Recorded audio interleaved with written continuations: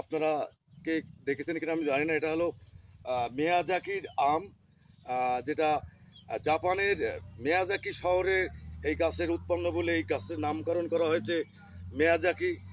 এবং বাংলাদেশের উদ্ভিদ বিজ্ঞানীরা এটার নাম দিয়েছে সূর্যডিম্ব। এটি আহ, এখন যেমন লাল দেখছেন, এটা পাকার পরে আরও লাল হয়ে যায় এবং ভিতরটা পুরো লাল হয়ে যায়। এটা বাংলাদেশের আবহাওয়ায় লেট সিজনের আম এবং এটা খুবই সুস্বাদু। পৃথিবীর ইতিহাসে এখনো পর্যন্ত সবচেয়ে দামি আম হিসেবে পরিচিত এই মিয়াজাকি বা সূর্যডিম্ব। প্রথম যখন বাংলাদেশে এই আমটি উৎপাদন হয় তখন আমার জানা মতে 1 লাখ টাকা পর্যন্ত একটি আম বিক্রি হয়েছিল, যেটা ধরার সৌভাগ্য আমার হলো এইমাত্র। যে পরবর্তীতে যদি আমরা সুযোগ পাই যে পাকার সময় যখন হারভেস্ট করবে কৃষকরা, তখন আপনাদেরকে আবার একটু দেখার চেষ্টা করব। ধন্যবাদ সবাইকে।